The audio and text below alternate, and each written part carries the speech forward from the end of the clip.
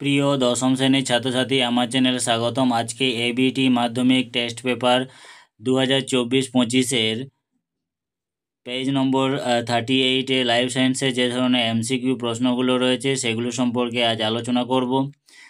দেখে নাও বিভাগ যে ধরনের প্রশ্নগুলো রয়েছে। প্রতিটি প্রশ্নের সঠিক উত্তরটি নির্বাচন করে তার ক্রমিক সংখ্যা সহ লেখো। তো 1 নম্বর প্রশ্নের দিকে যাই। নিচের কোনটি উদ্দীপকের বৈশিষ্ট্য নয়? এতে পরিবেশের পরিবর্তন যা জীব শনাক্ত করে, বিতে সাড়া প্রদানের ভূমিকা নেই, সিতে শুধুমাত্র বাইরের পরিবেশ উৎপন্ন হয়, আর ডিতে হচ্ছে এটি এক ধরনের শক্তি। এই প্রশ্নের অ্যান্সার হবে অপশন ক, অর্থাৎ পরিবেশ পরিবর্তন যা জীব শনাক্ত করে। এবারে 2 নম্বরে মানবদেহে মেনিনজেসের ভূমিকা হলো ড্যাশ। অপশন দ মস্তিষ্ককে পুষ্টির সরবরাহ করে, বিতে শোষণকাণ্ডের সংক্রমক থেকে রক্ষা করে, সিতে মস্তিষ্কের বিপাকজাত দূষিত পদার্থগুলোকে দূর করে, আর ডিতে হচ্ছে শোষণকাণ্ডের বিপাকজাত দূষিত পদার্থগুলিকে দূর করে। এই প্রশ্নের অ্যান্সার হবে অপশন বি, অর্থাৎ শোষণকাণ্ডকে সংক্রমণ থেকে রক্ষা করে। এরপর চলো নেক্সটে 3 নম্বর প্রশ্ন। নিচের বক্তব্যগুলির সঠিক বিকল্পটি নির্বাচন করো। অপশনগুলো দেখে নাও। 1 নম্বরে আছে ফিমার, টিবিয়া, তারপরে প্যাটেলার অস্থিসন্ধি হলো বল ও সকেট সন্ধি, বিতে হাড়ের ঘর্ষণজনিত ক্ষয় রোধ করে সাইনোভিয়াল তরল, সিতে বাইসেপ সংলগ্ন অস্থি দুটি কৌণিক দূরত্ব বৃদ্ধি করে। এগুলো তোমাদের দেওয়া আছে। আর ডিতে আছে অর্ধবৃত্তাকার নালী ভারসাম্য রক্ষায় সহায়ক। এগুলো থেকে কোনগুলো ঠিক আছে সেগুলো করতে হবে। তো আমরা এখানে অপশানগুলো দিয়েছি। এতে অপশান দিয়েছে যেটা হচ্ছে কি আমাদের 1 ও 2 ঠিক, বিতে 2 ও 3 ঠিক, সিতে 1 ও 3 ঠিক, আর ডিতে 3 ও 4 ঠিক। তো এই প্রশ্নের অ্যান্সার হবে অপশান ডি, অর্থাৎ 3 ও 4টি ঠিক থাকবে। ঠিক আছে। এবারে 4 নম্বর প্রশ্ন। যে নিউক্লিওটাইডটি ডিএনএ উপাদান নয় সেটি হলো অপশান এতে এসপিএ, বিতে এসপিটি, আর সিতে হচ্ছে এসপিইউ, আর ডিতে হচ্ছে এসপিসি। তো এই প্রশ্নের অ্যান্সার হবে অপশান সি, অর্থাৎ এসপিইউ। এরপরে 5 নম্বরের প্রশ্নের দিকে যায়। 5 নম্বর প্রশ্ন হচ্ছে কি সঠিক ক্রমটি নির্বাচন করে।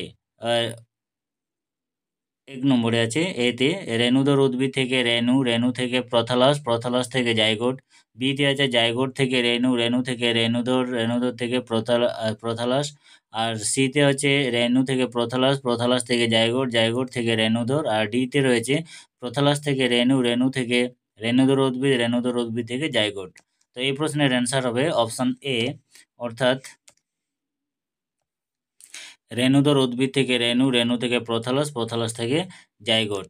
এরপরে চলো নেক্সট কোশ্চেনের দিকে যাই।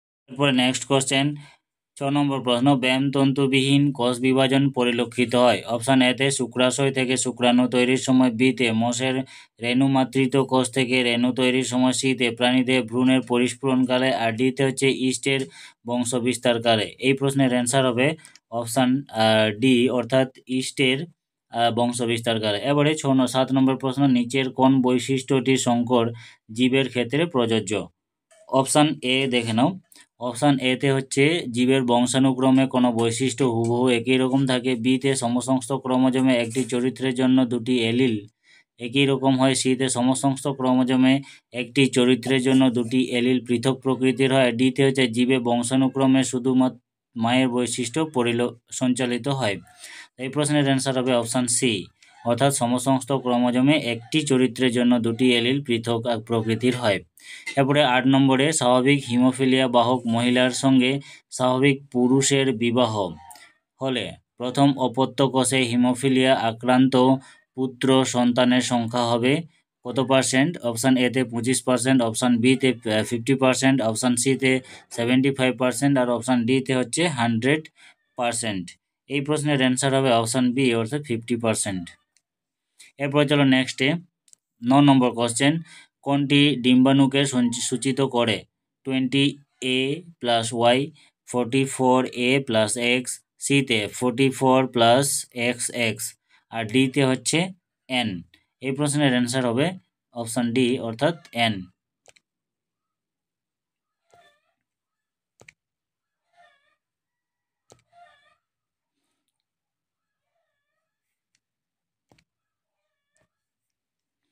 এরপর চলো নেক্সটে 10 নম্বর প্রশ্ন।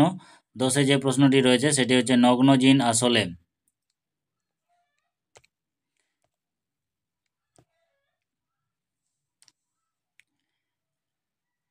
নগ্ন জিন আসলে এতে ডিএনএ প্রকৃতির নিউক্লিক অ্যাসিড, বিতে আরএনএ প্রকৃতির নিউক্লিক অ্যাসিড, সিতে মিশ্র প্রকৃতির নিউক্লিক অ্যাসিড, আর ডিতে হচ্ছে নিউক্লিক অ্যাসিডবিহীন কোয়াসার ভ্যাট।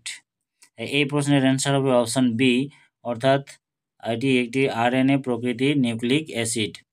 এরপরে চলো নেক্সটে 11 নম্বর প্রশ্ন। ব্যক্তিতে ঘোড়ার যে আঙুলটি খুরে পরিণত হয়েছে সেটি হলো এতে 1 নম্বর, বিতে 2 নম্বর, আর সিতে হচ্ছে 3 নম্বর, আর ডিতে হচ্ছে 4 নম্বর। এই প্রশ্নের অ্যান্সার হবে অপশান সি, অর্থাৎ 3 নম্বর খুরটি আঙ্গুলটি। এরপরে চলো নেক্সটে কোনটি নিষ্ক্রিয় অঙ্গের উদাহরণ?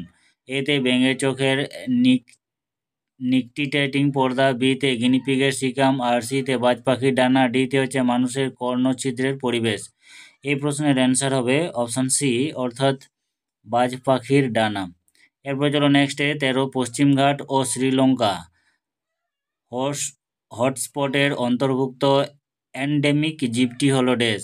অপশান এ কলসপত্রী, বি ম্যাগনোলিয়া নীলগিরিকা, সিতে একশৃঙ্গ গন্ডার, আর ডিতে হচ্ছে ওরাং ওটাং।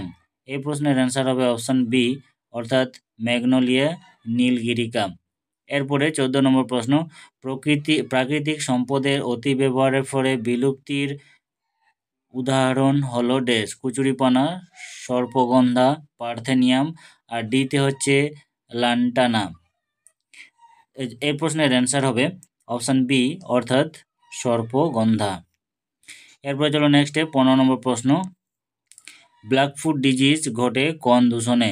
জল, বায়ু, মাটি, আর শব্দ। এই প্রশ্নের অ্যান্সার হবে ব্ল্যাকফুট ডিজিজ ঘটে জল দূষণের কারণে। তো এই ছিল এমসিকিউ বিভাগ কয়ে জীবন বিজ্ঞানের। আজকের মতো এটুকুই, আবার দেখা হবে নেক্সট ভিডিওতে। ধন্যবাদ।